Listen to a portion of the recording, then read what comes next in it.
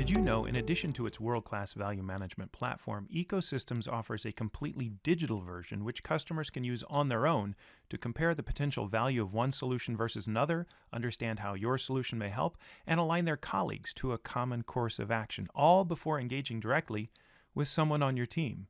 We call it the Web Value Calculator. Find out more on our website at ecosystems.io.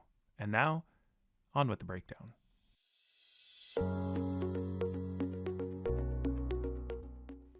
In B2B commerce, whether it be marketing, sales, customer success, you name it, we have all come to rely deeply on the value of expertise. So the idea being if that we can show up to our customer with a deep level of expertise on their problems, on their challenges, and best of all, the best way to solve those problems and challenges, and we can share that expertise with our customers, we're going to deliver such great value through that expertise that they'll see that value and they'll see that expertise, and they will somehow attach to us as the best option for getting after that challenge. And it's like, you guys are smart. We need to work with you. And this is one of the reasons why we all aspire to be a thought leader.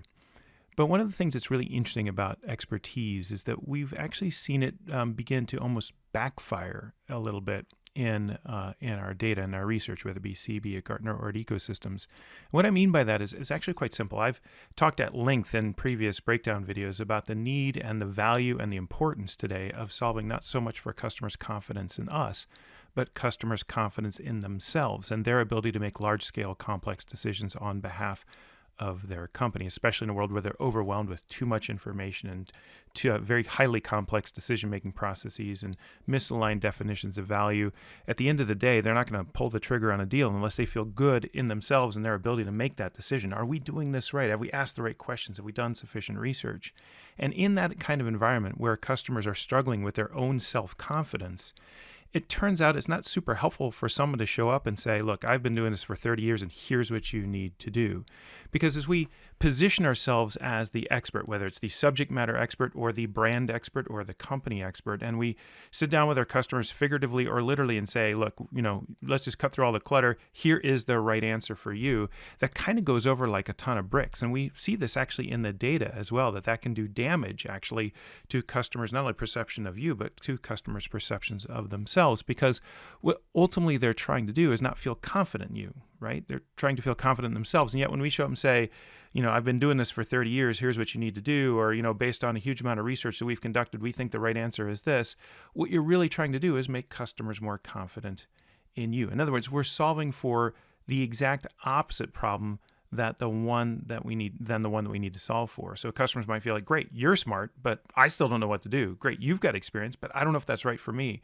So as we think about it, one of the options here, I think, is to sorry for the overused vernacular perhaps, but to open the aperture a little bit on our expertise, to create, rather than the right answer, a range of possible answers within which customers themselves can come to their own conclusions. We can build a framework around information or a framework around process and guide customers to a number of options from which they can choose based on their perspective, their experience, and their expertise, what seems to be right for them. So what we've done is we've simplified the decision, but we haven't attempted to give them the decision. And in a world where we're trying to solve for not so much their confidence in us, but their confidence in themselves, their ability for them to come to their own conclusion in a world where that conclusion was actually more easily and readily achievable, that actually turns out to be an incredibly powerful thing to do.